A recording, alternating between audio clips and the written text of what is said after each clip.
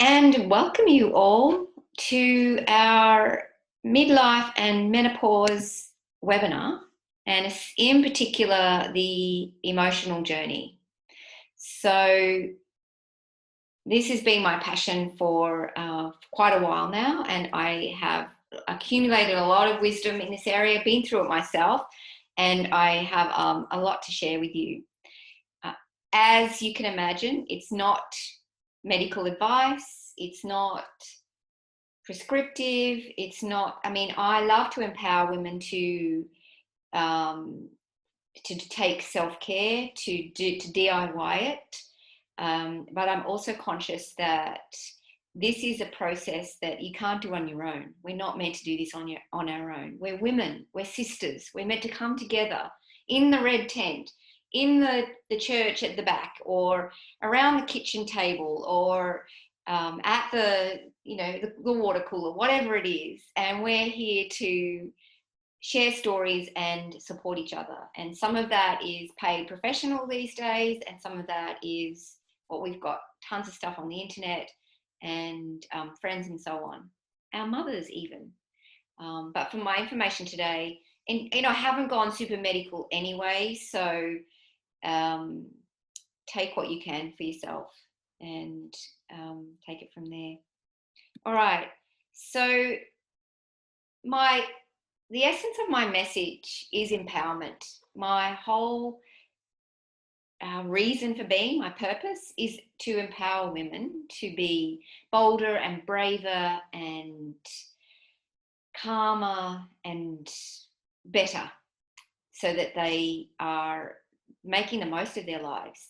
So many of us struggle, so many women struggle. I'm on a few internet Facebook groups, and the comments and the questions and the stories that people tell of just such terrible suffering for hot flushes or heavy periods and things of that nature, that in my opinion we really don't have to suffer with.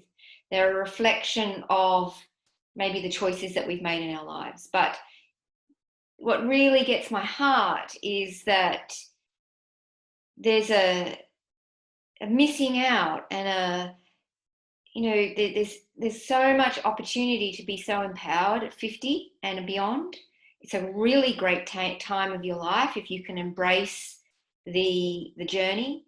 And I think it's a real tragedy when women, many of them suicide at this age, which is a terrible statistic. Many of them are struggling so badly with the basics, the fundamentals, that they don't have time to really bring their gifts to the world. And so the reason I do this, the reason that I love this, is because it's a labor of love, a labor of, this is my purpose. So thank you for being with me in that instance. So who am I? Just to give you a little bit of my background so you know where I'm coming from. I'm now calling myself a midlife or menopause coach, and it's really holistic well-being that I do. So it's kind of a holistic well-being menopause coach, but you get the picture. And my original qualification was as a naturopath, and I did that, graduated in 1992. So it'll be almost 30 years. And I've been passionate about natural medicine the whole way through, and accumulated tons of different qualifications and knowledge, and worked in corporate environments that are about health and well-being and training people, and lots of facets of health and well-being. Well-being in order to help women succeed and perform and be leaders, women who are discovering themselves and what their symptoms are trying to tell them.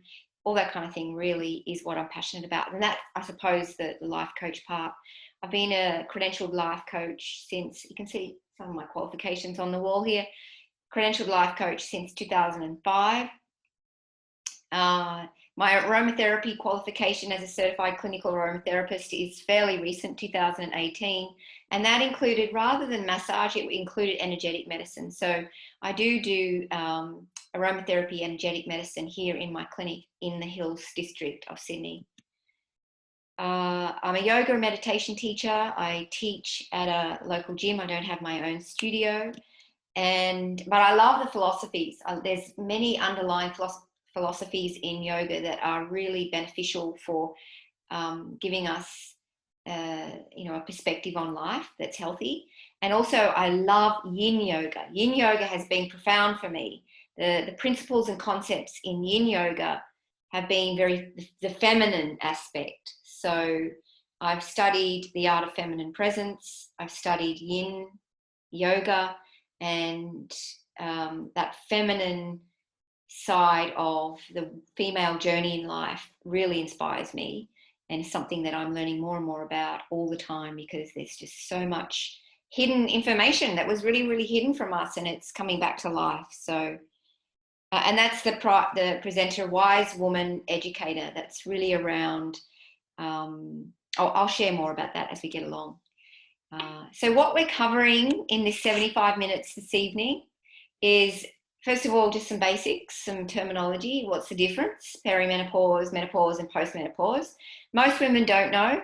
If you do know, then that's fantastic. You've probably looked into it a little bit, but most people aren't even aware, and kind of what's different in each phase. How do you know which phase you're in? Yeah, that's a good question. And what's the link between hormones and emotions? We're really focusing in on the emotional part of menopause and perimenopause at the moment. And, I do lump them in a little bit together, but there is a little bit of difference between perimenopause, which is when you've still got your period, and postmenopause, in terms of what your hormones are doing, what opens up, what your challenges are. So if you want to know more about that information, I'm open to discussions about that. Having a look at the various emotions, we're going to hone in on 3 in particular. What you can do naturally. What can you do before you need to consider HRT? And HRT is a viable option. For many women, not interested. Some women can't. Some women, I don't know, just morally against it or something. Or some women want to delay it for as long as possible and try other things instead. Or some women are on HRT and want to balance themselves naturally so that the side effects are minimized. That's also valid. And I think that's a great way to deal with it, because even though we're told HRT is safe, there's still risks involved. And then what to do next? How might you proceed after tonight and get more information? So I'm going to share a little bit about my story a little bit in a minute, but I just wanted to give you my biggest aha as I've progressed through menopause. And that is that menopause is a spiritual journey. Now, spiritual might be not the right word for you. It might be, emotional journey, or a life journey, or some people might call it a rite of passage. But whatever word you like to use for it, menopause is definitely a challenge. It's a little bit of a heroine's journey. It is challenging, even if you're prepared for it. I mean, some people sail through it without any symptoms, but they're still taking this journey from reproductive woman and all of the things that go with being a reproductive woman into the next step, which is wild/wise woman. I think you're wise at 70, but I think at 50 you're not quite there. You're in kind of a wild phase where you're all the heat's coming through, and there's this power surges that you want to study, or go to India and meditate for 3 months, or start a business, or go and get a degree, or this urge comes through, and I've found it very consistent with a lot of women. And if you suppress that can be dangerous for your emotional health. It is meant to happen because it's hormone driven, and I'll explain more as we go along. But it is biological, it's hormone driven. I've got so many stories to share with you and so much information to give you. I hope you get a sense of my excitement. And, you know, the journey side of it is not really what we're focusing on tonight in terms of helping you with your, you know, your symptoms. But I just want you to know that it's there in the background, and some of the stress and the challenge and the depression and the overwhelm, or some of that comes from not understanding that we're going on a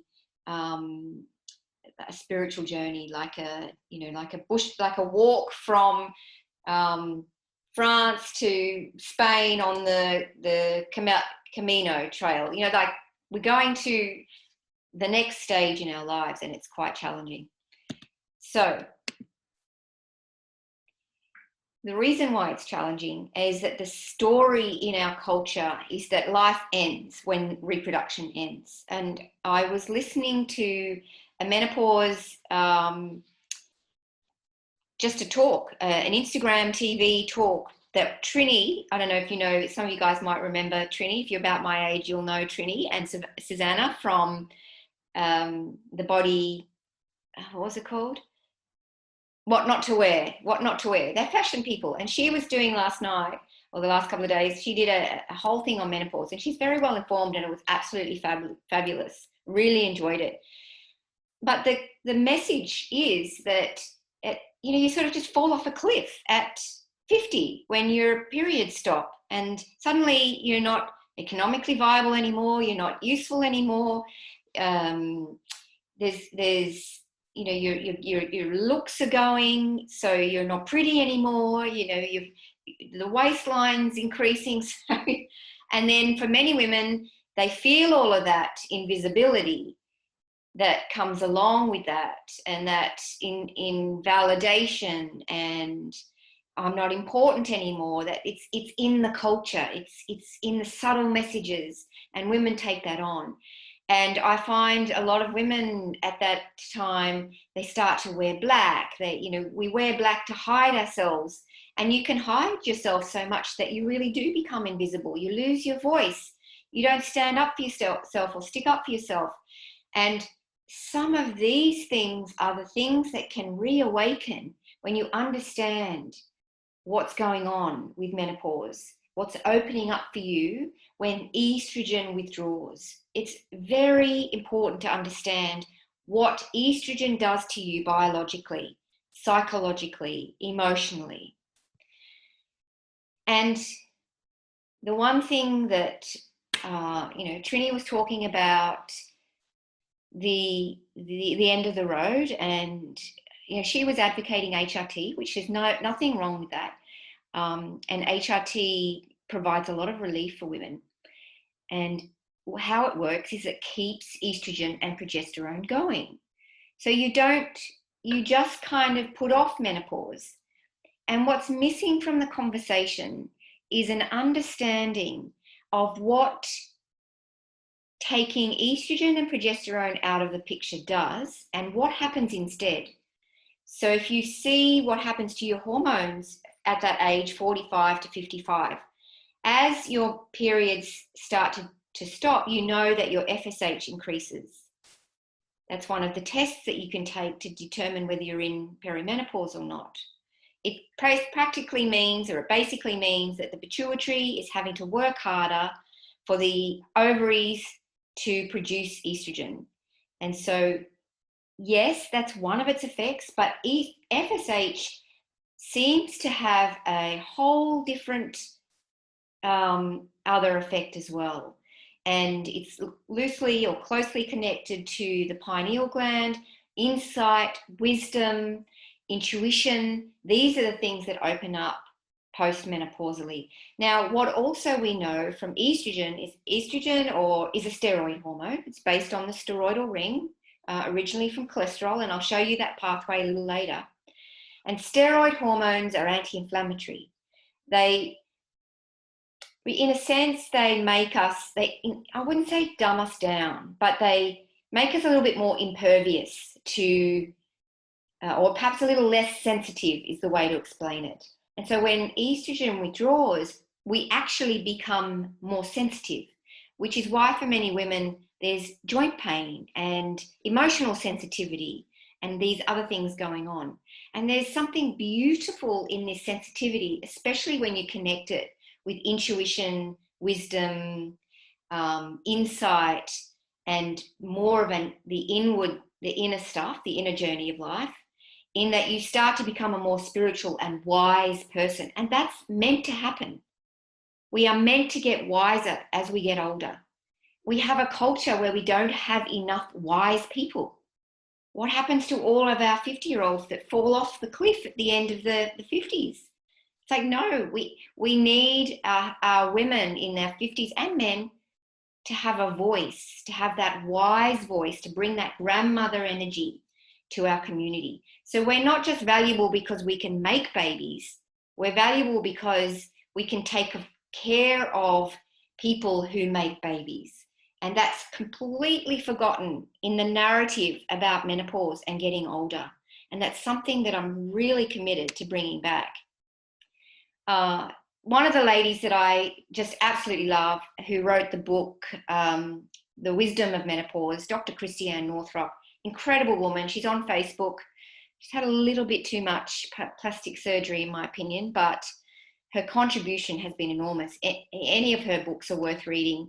And she really, you don't have to read all of this, but she really explains that being angry, which is part of the emotional journey of menopause, is this getting in touch with anger that's been suppressed for a while, maybe a long time.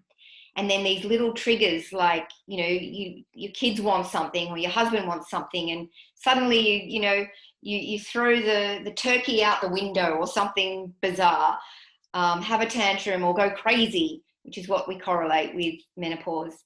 And this, as she says here, it's an outward signal of this process going on within a woman's soul, the reclaiming of self.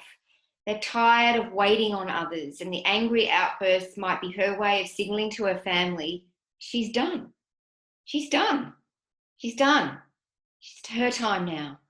Now, if you're 50 and you've got 10-year-old kids, then that's not possible. But many women at 50 have potentially 20 or 25-year-old kids. And so this is the time for them to focus selfishly, but unapologetically on themselves. I hope that inspires you.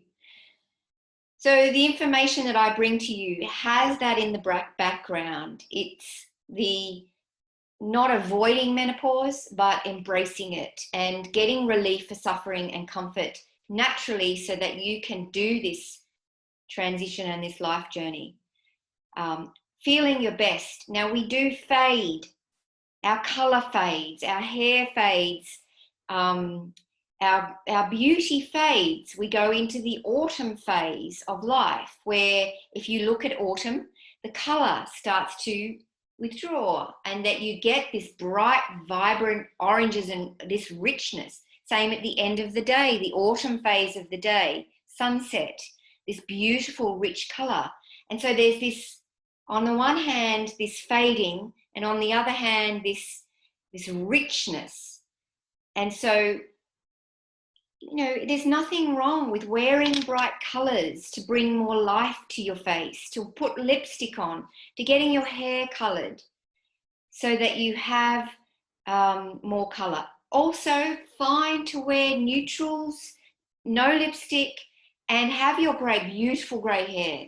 It's absolutely fine, whatever you choose.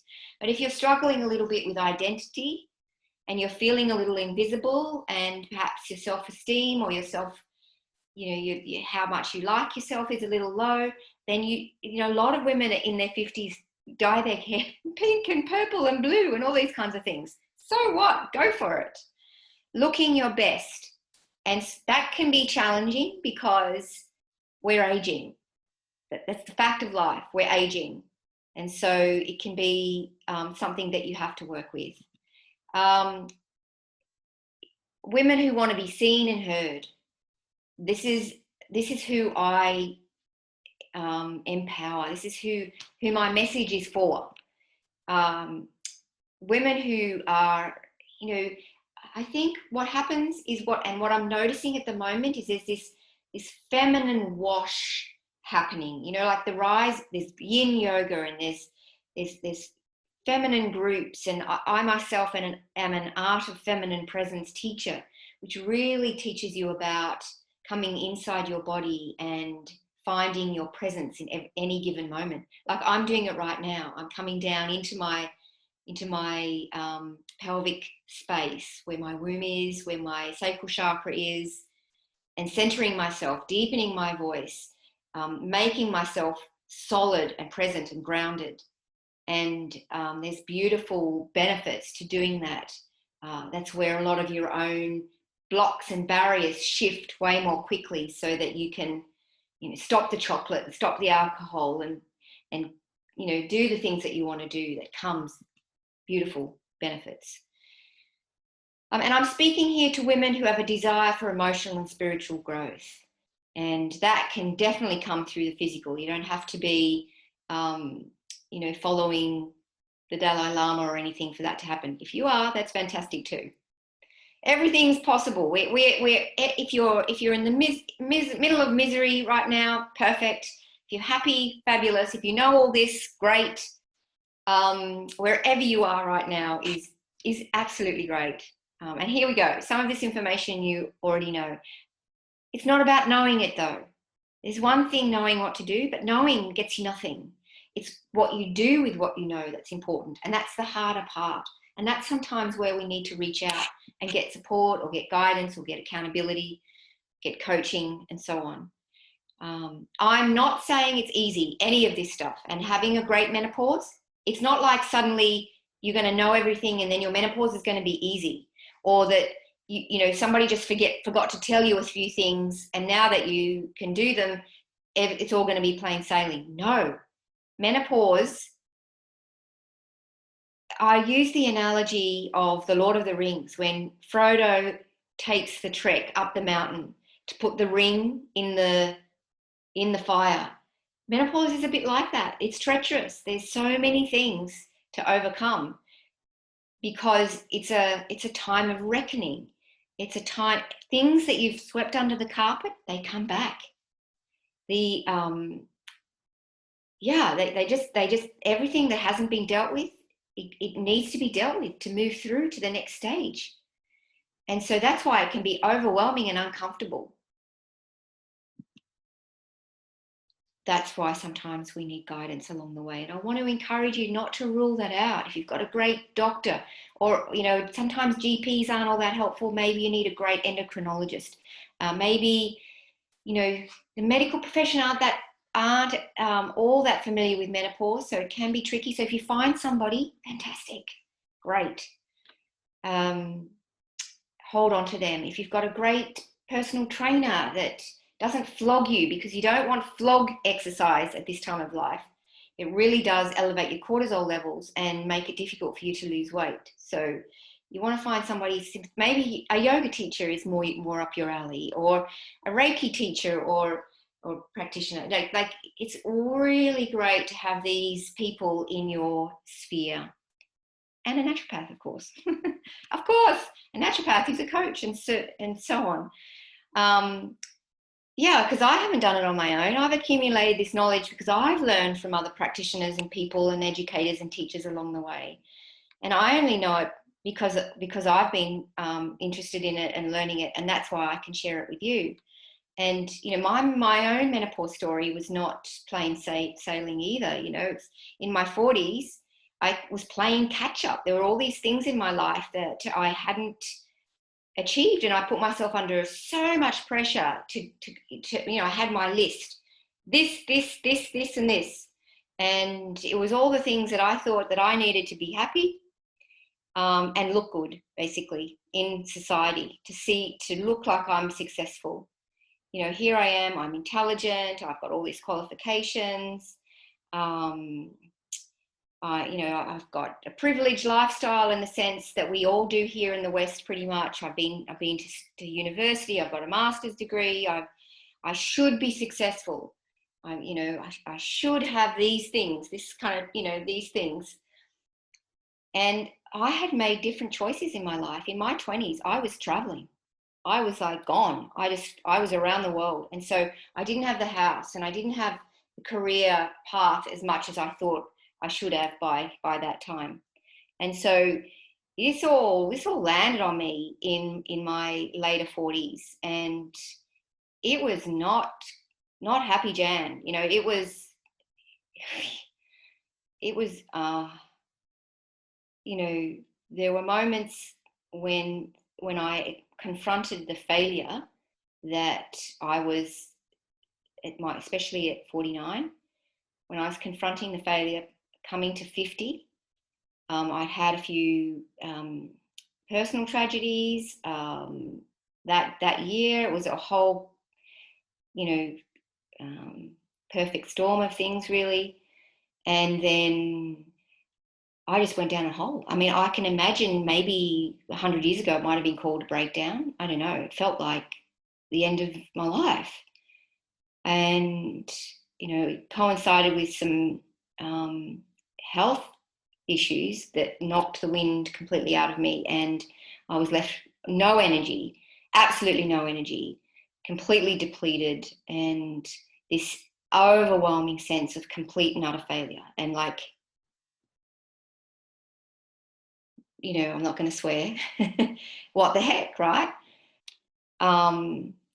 And it was really at that time that I started to surrender. I think probably what you'd call ego surrender. You know, I was angry. I was certainly depressed. I was certainly, when I lost all my energy, I was super, super anxious. So much so that I could barely drive. I was so frightened. And then I'd go to the supermarket. I couldn't make a decision. I was so frightened. I was so frightened I couldn't remember my PIN numbers. I was like, oh my God. And so, you know, dragging myself up out of that has been phenomenal. And yeah, it's not like that for every woman, but I think, well, certainly was for me. And, you know, I've had my heroine's journey, my dark night of the soul. Many of us have, many have had multiple times.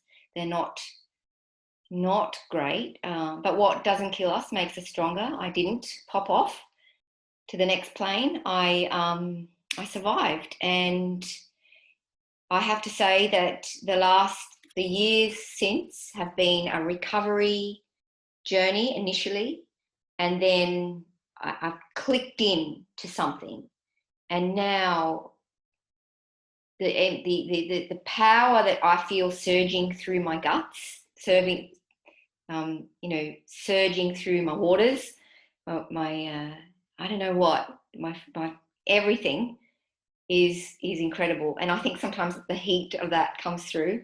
But some of you may know that I just got engaged a couple of weeks ago. So life does not end at menopause.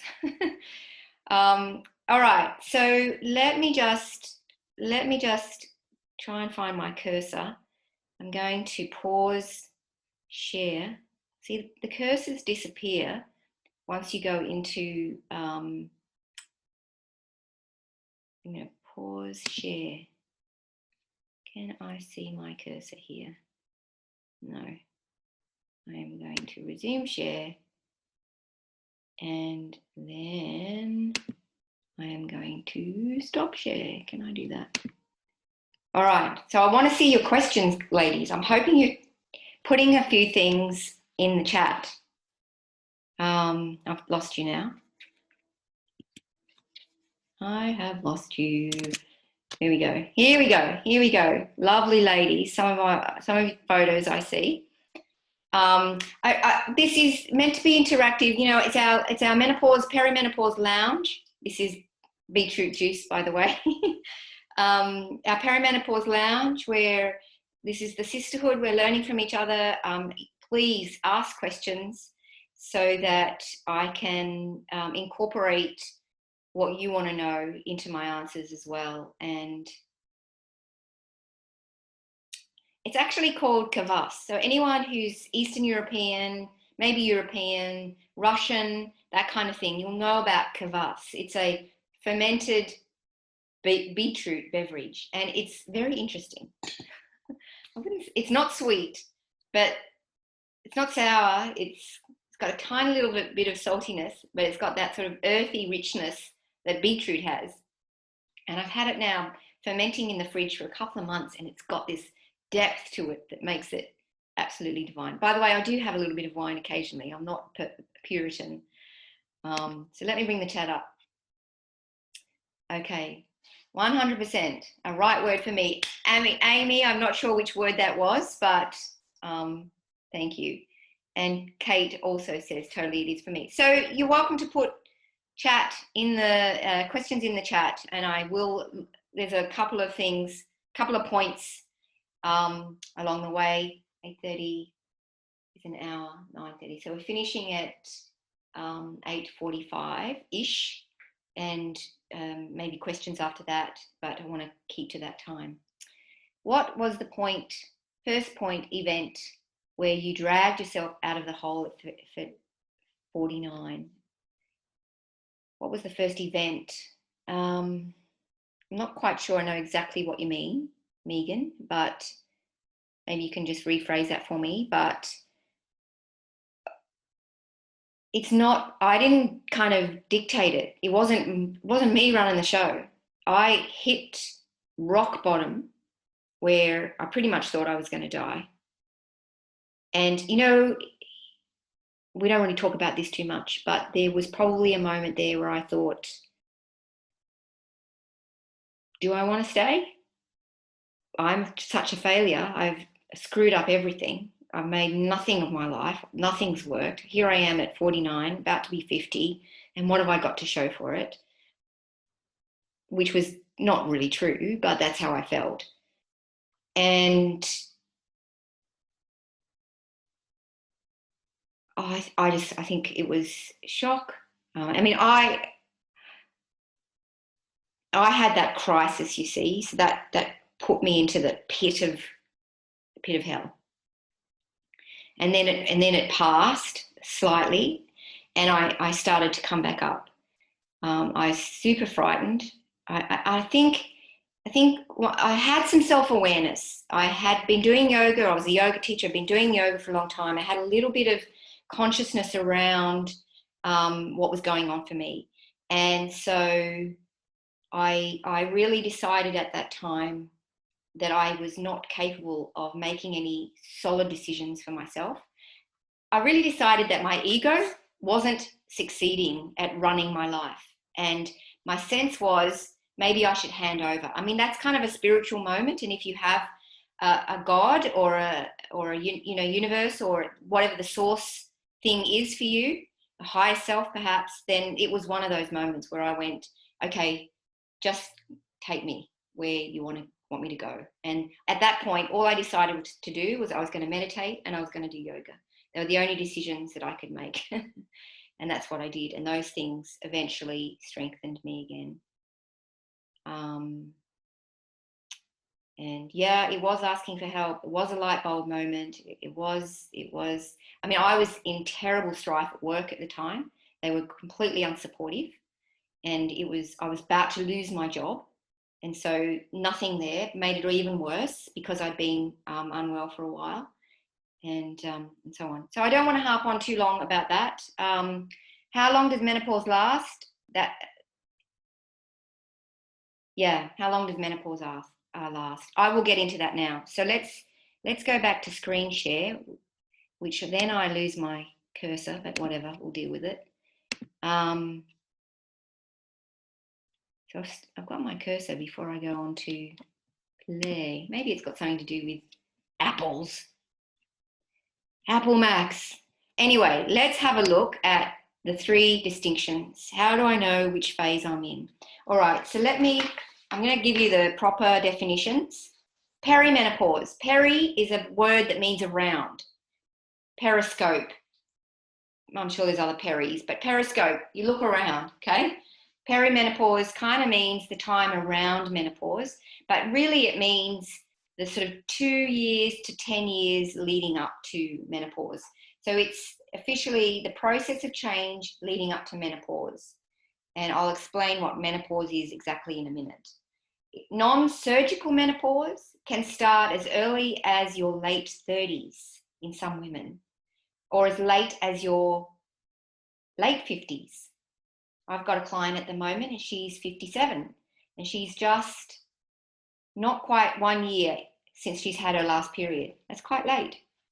The duration of perimenopause varies from person to person, but may last as little as a few months to as long as a number of years.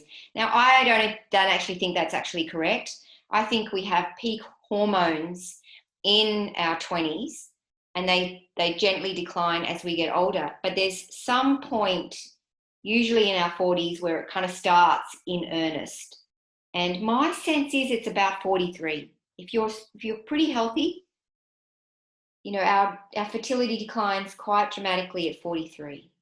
And that's when the ability to support, you know, a baby and to hold an embryo in our bodies really starts to diminish. And I had my menopause at 51. That's the average age. And so you can have kind of funny things happening at 43, at 45, at 47. Periods get a bit lighter. Maybe you get a few hot flushes. Maybe you get a little bit more irritable. Maybe the moody stuff comes on. Those kinds of things. Now, natural menopause is the spontaneous ending of menstruation, not caused by disease or intervention such as surgery, chemotherapy, or pelvic radiation therapy. And the official time where you can declare menopause is 1 year after your last period. And it's pretty much 1 day. You never really know when you're going to have your last period. You can take some hormonal herbs and suddenly you've got another one. And then officially, I suppose, it's 1 more year since, you know, that you're in menopause. But it's the natural cessation of your periods. That's menopause.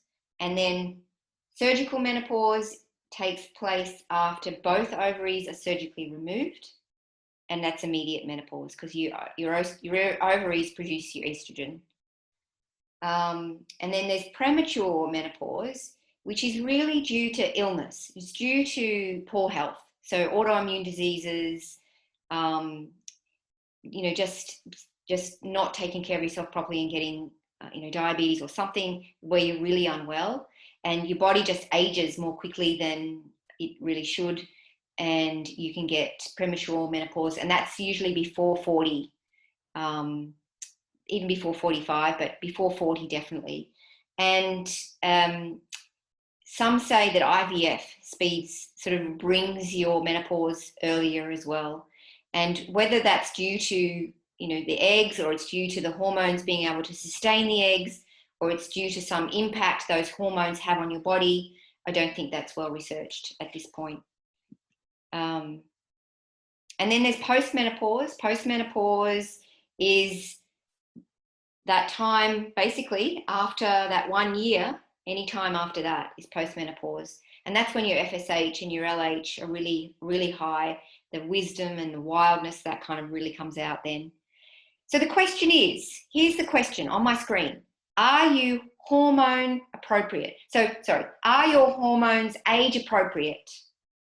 So they are meant to decline. You're meant to stop menstruating. So where your hormones are at the moment, they could say your hormones are low, your estrogen's low, but is that low in comparison to you know, when you were 30? Or is that low comparison to every other woman at your age? You've got to get this in your head so that you're getting the right information. Or are they out of balance and you're not taking care of yourself well enough for your hormones to kind of sail along? Hormones are always a reflection of your general health. It's not like you know, like the hormones are the problem or the cause. They're the outcome of everything else working for you. And so they're a good sort of biological marker for how well you are. Testing may be relevant. It's very difficult for doctors to test menopause because there's nothing wrong. You can compare perhaps to where you were previously, but that's not really valid. And then you can compare yourself to the average other women, but then that's not always valid. But you can test and create a baseline for yourself, especially if you're early on, maybe in your 45 or 47 or something, so that you can compare that down the track. You can compare it against healthy averages and take the guesswork out of treatment. Now, I'm not going to go into this slide, but this is just some of the hormone testing that's available that isn't doctor testing. So doctors can do serum or blood hormones, but they're not always, they fluctuate so much throughout the day, throughout the week, throughout the month, that it's really hard to tell anything from an estrogen test or a progesterone test. They only give a snapshot. But there's all these other tests that you can do. They're expensive. Most of them are expensive. So you need a little bit of money if you want to get these done. But there are tests that you can do. You can have all of this done. And maybe if you really need to know what's going on with you, and I totally get it, then you can do these tests. Now, the primary emotional symptoms that we're talking about here in menopause, and really mainly perimenopause we're talking about here. There's kind of a little bit different in postmenopause. There's other things that come up because circumstances are different, but they can cross over both. So we're going to look at anxiety, depression, and anger, irritability, sort of moodiness in the next few slides. This page is just to show you that all steroidal hormones, which is estrogen, cortisol, progesterone, testosterone, all come from cholesterol. And so cholesterol management in your body is super important. And I would say even that you need to eat cholesterol, good quality cholesterol containing foods, to have healthy hormones. We use cholesterol, like really good quality cream, homemade ice cream, other kinds of fats like butter, for fertility. It's a fertility treatment. And so the same goes for menopause. You need to have raw materials so that your body can make the pregnenolone, which is in that list there as well, so that you can make progesterone, so that you can make cortisol for your stress, so that you can make DHEA, which becomes testosterone, which then goes to the ovaries and makes estrogen. So this is really just hinting at how vital nutritional balance is in the body, and not just, vitamins and minerals. I'm talking about your macros, your fats, proteins, and carbohydrates, even more so. And in your fats, having both saturated and mono and polyunsaturated fats. Oh, I'm not even going to go into that one. That's way too complicated. It's never one hormone. They work together. The cortisol can impact estrogen. Cortisol can impact thyroid. Thyroid can impact estrogen. Cortisol can impact the pituitary. The pituitary manages all of them. And so just thinking, I just have an estrogen deficiency is a very narrow way of looking at it. So that's why natural and holistic perspectives are so amazing, because they're holistic. They work on the whole body. They work on how to have good hormonal health, period. Not just for a period, not just estrogen or progesterone, but for and many symptoms of menopause are wrongly associated to estrogen when they're in fact a problem with cortisol or a problem with thyroid hormone. For example, depression. Depression is a symptom of low thyroid function, as is weight gain, as is constipation, as is high cholesterol. So getting to knowing what's going on with you specifically will help you get the right treatment. Because if you take a hormonal herb, when like a black cohosh or a red clover or a soy isoflavones or something for menopause, but it's really a thyroid problem, it's not really going to help you. In fact, soy will probably make it worse. So just a little bit more here How are we going for time? To explain brain biochemistry, which is what regulates our herbs. The brain biochemistry is determined, it's kind of carried out by neurotransmitters, which are regulated by hormones and produced by the gut. So gut health, absolutely vital. So low progesterone, for example, will lead to low GABA, which is a neurotransmitter. That will lead to insomnia and potentially anxiety because you haven't got enough sleep. And then overwhelm. And overwhelm can be physical, it can be emotional, and it can be spiritual. And so you can see there's complexity here. And just to give you another example, for depression, high cortisol, which is our stress hormone. High cortisol is wired and tired. You know, it's hyper all the time. It's being yang all the time, performing, producing, going all the time, busy all the time. This is high cortisol picture. And that can lead to low thyroid hormone because they compete. Low neurotransmitters, it make you sluggish and tired, which can be thyroid. But can be other things as well. It could be low iron. And that can be a cause for depression, moodiness, irritability, brain fog, poor memory recall, which can all be very frightening and then lead to anxiety. And so, you know, there is a lot of rewiring that's going on with neurotransmitters at menopause because estrogen is withdrawing. Estrogen has a massive impact, and progesterone has a massive impact on who we think we are. And then low estrogen and mood swings and depression, also another way of contributing to depression, irritability, anger, moodiness, short fuse, snappy, hot flushes. Some people correlate their hot flushes with anger or a little bit of a whoosh of, you know, it doesn't have to be anger, it might be jealousy or some kind of negative emotion. Very correlated with hot flushes as well. It could be poor blood sugar management or unexpressed emotions. If we've kept everything down and not spoken up or lost our voice, not literally, but we don't speak up for ourselves, then that can cause, it's a cause of depression. It's a form of suppression. Low motivation is low dopamine. Low dopamine will make you crave sugar, crave chocolate, because you get a bit of a hit when you are addicted to something, and that hit increases your dopamine and makes you feel good and motivated briefly, and then you need your next fix. So there are ways that we can support dopamine levels as well so that you don't rely on chocolate and alcohol. I just wanted to briefly mention some of the consequences here of what typically goes on at menopause because of the whole upset.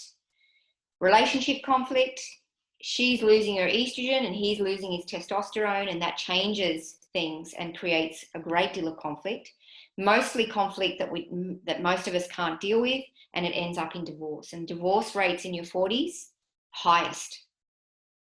Unfortunately, I think that unless the woman or the man is in physical danger or emotional danger, I think that if we could really work through that, to go into postmenopause with a partner can be a beautiful thing. And it can be hard to find one at that age as well. So that's a whole nother webinar. We won't go into that really.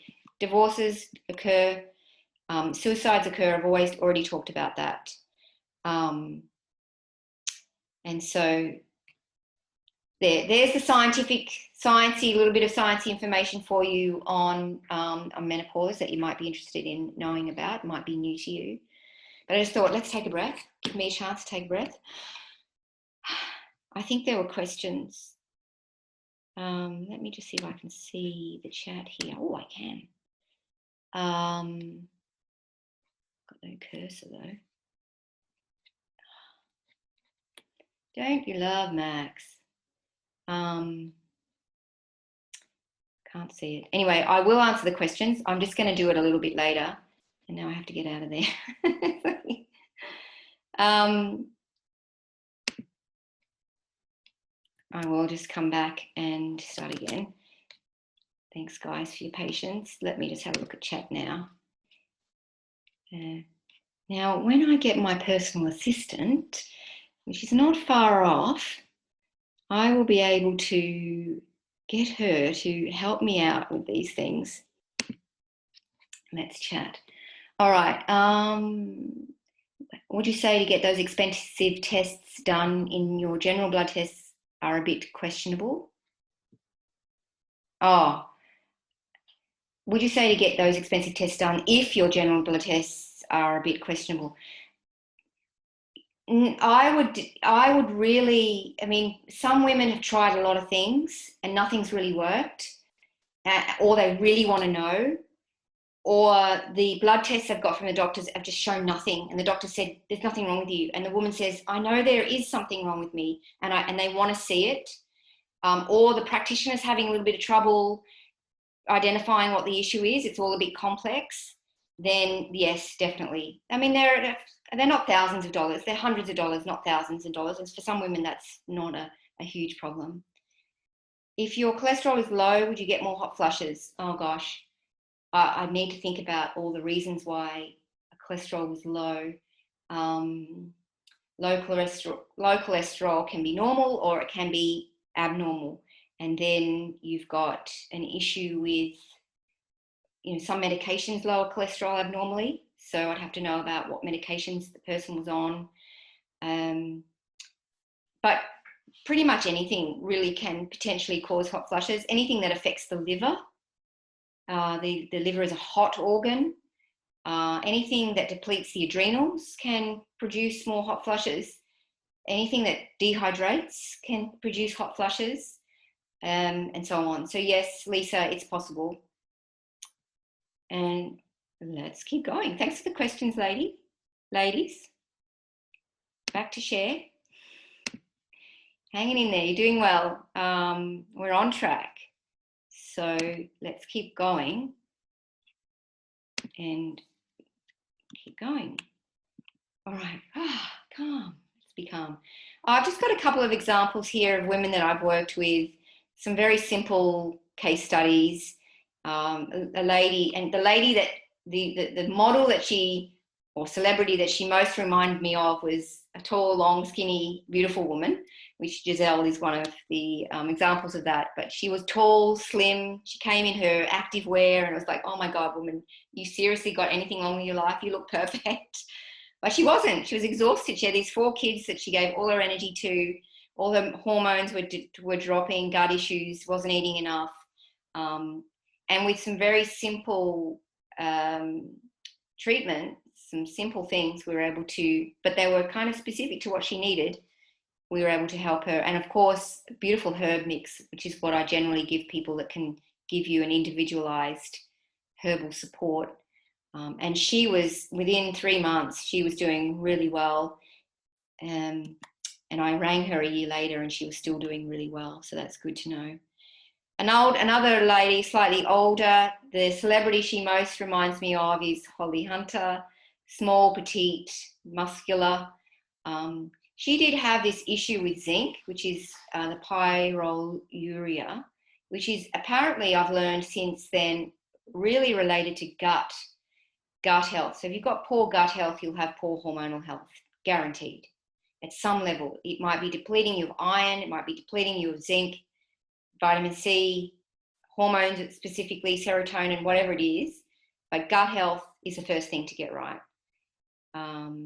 She did some things to calm her down. She was a bit high strung, and I ended up sending her to a career coach. I do life coaching for well-being to get you your the goals around your well-being, but I don't specifically do career coaching or relationship coaching or anything like that. So I sent her to a life coach and she did really well as well. I just wanted to briefly stop here for a minute and let you know that I'm not going to do a sales pitch at the end of this, as you might have been anticipating. Not really. I want to offer, of course, what I have available, which you're free to take up. And I have a set of things that I provide. And the first step always is a conversation with me, because I don't work with everyone. Not everyone's appropriate for me. I'm checking you out. You're checking me out.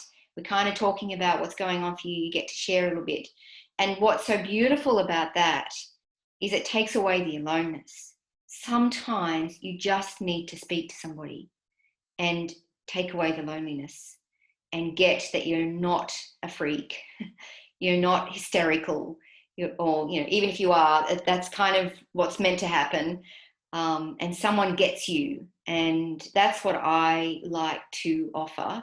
And then if I have something that may be of service to you and that's something you want to invest in, then fabulous. But I just want to work with people who want to work with me. So let's go through a few things that you can do. What can you do? If you're experiencing anxiety, some of the key things.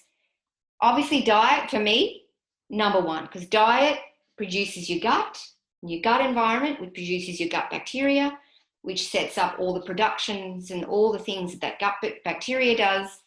And you absolutely need that to be in balance. And so, of course, the worst things you can do are eat sugar and industrialized seed oils. Also because they produce fatty liver and they unbalance your blood sugars. And low blood sugar or erratic blood sugar produces anxiety or worsens it. Stimulants can also send you on the whole treadmill. Caffeine can be very contraindicated for anyone who's nervous, because it makes you more nervous. Maybe there's some people it doesn't work like that, but most people it does.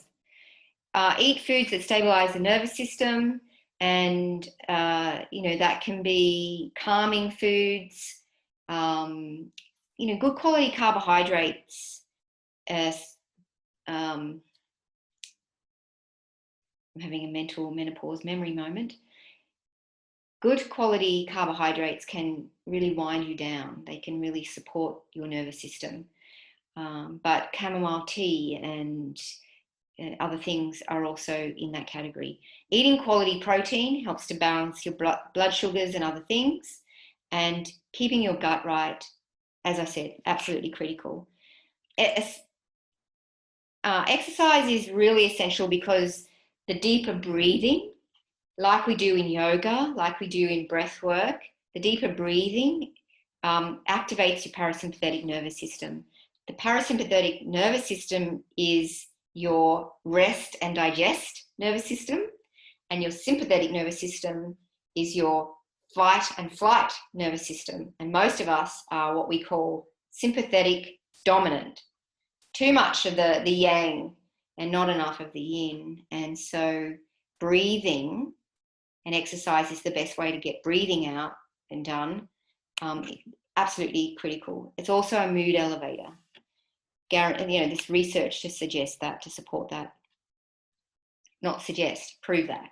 Even better than antidepressants in some cases. Herbal medicines, we're looking at blood sugar balances, maybe adaptogens, maybe nervines. I'm just going to show you one in particular. There's a popular one, and that's oats seed as a medicine. It's concentrated medicine. Eating oats can be okay if your gut's fine, if you soak them properly, and if you're not overweight. They're probably not a great thing if you're more than the weight that you want to be. So they help people who are overworked and burnt out to give you, they're very mineral rich, especially calcium and silica and magnesium. They're very calming and soothing. They help with sleep, insomnia, and agitation.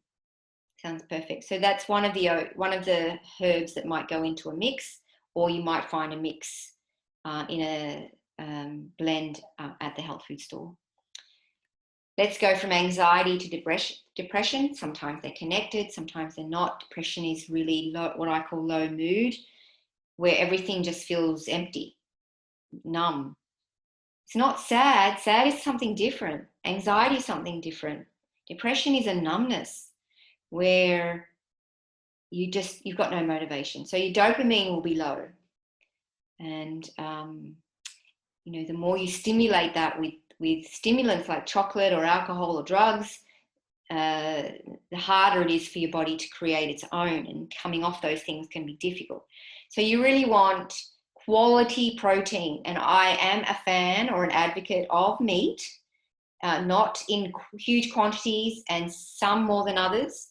Fish or properly cooked, beautiful meat, grass-fed, humanely raised, and organic.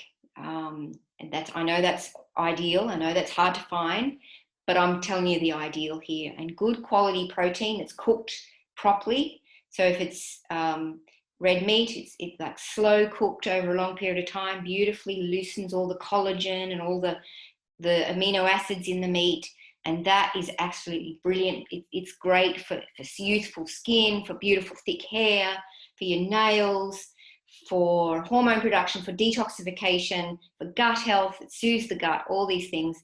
Quality protein, and the bone broths and the meat broths that they produce are an important component of most people's diets. Gut health is important for serotonin production. 80% of our serotonin, which is our happy hormone, produced in the gut. So you need to have fermented foods. Not everyone can handle fermented foods. If your gut's really unhappy, you'll struggle. Some people need to get their gut right before they can handle the sauerkrauts and the kimchis and the kombuchas and those kinds of things. And eat foods that have progesterone effect. So the brassicas, that's cabbage, broccoli, cauliflower, kohlrabi, radish, Brussels sprouts, kale, all that family. Every day have something from that family, and that will help your liver and your progesterone. Breath work, again, very vital, and you can do breathing before you sleep, and that can often help with sleep problems. And then the herbal medicines that we use for depression, mood elevators, maybe sleep enhancers if that's leading to depression, which often it is, and then detoxifiers, because feeling toxic and everything sluggish, that will cause depression as well. And the one I'm going to hone in on here is hops. Yes, hops makes beer. I wouldn't recommend beer, but I would recommend hops if it's the right herb for you.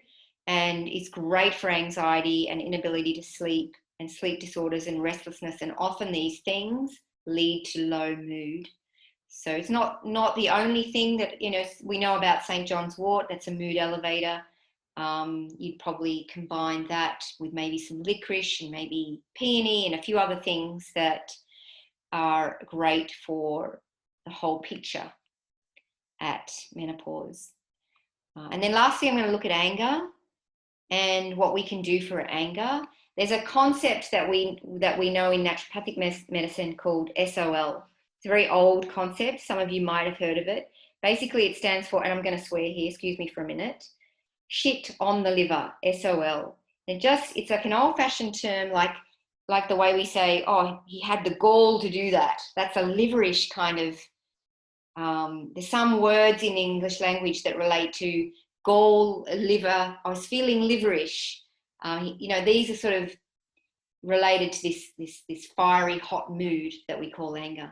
So we need to take care of the liver. Stimulants need to be reduced. There's no way around it. That will help your hot flushes as well. Alcohol greatly increases hot flushes because it dehydrates and it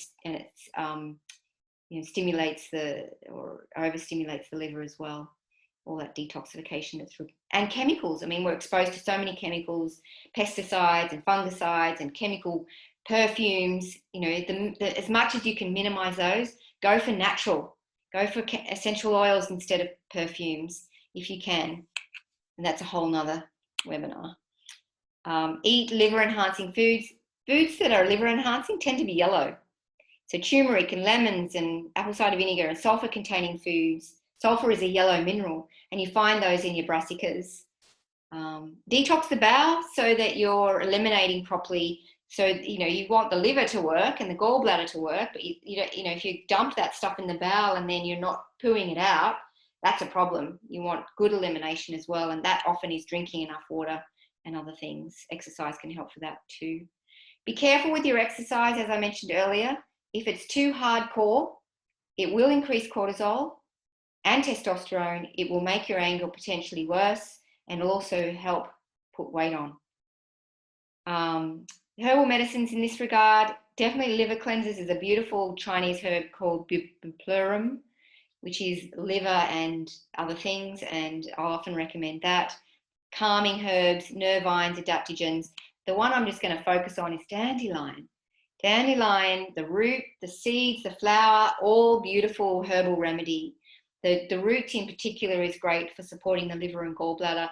I'm not sure how effective the coffee is, the one you buy in the supermarket. I don't think it does a lot, but certainly the liver herb, medicinal herb, is fabulous. And then the leaves, if you have dandelion growing around and they're not sprayed, pick them and put them in your salad, because they will help you. They're diuretic. They will help you naturally eliminate excess fluids, and they taste great. They taste great. I love putting things into my salads that are medicinal. We have run out of time. We are at 8:44. Woohoo! How's that? That's a Navy brat. On time, as always. My dad taught us that. So I just want to reiterate, I'm here to talk to. Whether you want to work with me or not in the end doesn't matter, but I'm here to talk to, have a conversation, feel braver, better and bolder, and have a conversation with me to manifest that if that's what you're after. And all you have to do is email me there. That email is on the screen, brenda@qwomen.com.au. There is also another webinar coming up, and that is this midlife and menopause and weight specifically. Today was emotions. I'm going to talk to you about weight. And honestly, this has been one of my challenges as well, because I can share some of you my tips and what I'm learning as I go along, as the belly has expanded a little bit, especially with COVID, sent me into a spin, and now I'm working to trim it back down again. So I'll share my hints and tips and hacks about that. I'm going to leave you before I stop screen share and look at your questions, because now's the time to start putting them in, or your name if you want me to contact you, or even other resources that you want to share, just to help us all out. Pop it in as I read this quote that came from Nancy, who's one of my herb mentors. She's a master herbalist, and I'm in her masterclass, so I'm learning her 40 or 50 years of wisdom accumulated, and she totally inspires me, this lady. And she says that every woman's menopause is unique, and every woman's menopause is an endocrine challenge. Endocrine is your hormone system, all of the hormones. Every menopause is an endocrine challenge. So if you're challenged at the moment, join the club. And then every woman's menopause is a call to spirit, and this is really tying into the development of life and where we are headed when we're trying to become joyful. So, ta-da, ta-da. Thank you, everyone. Let me stop share if I can. Yes. And come back to you before I stop record. Come on. Takes its time. And answer any more questions. So I am going to put that on speaker view.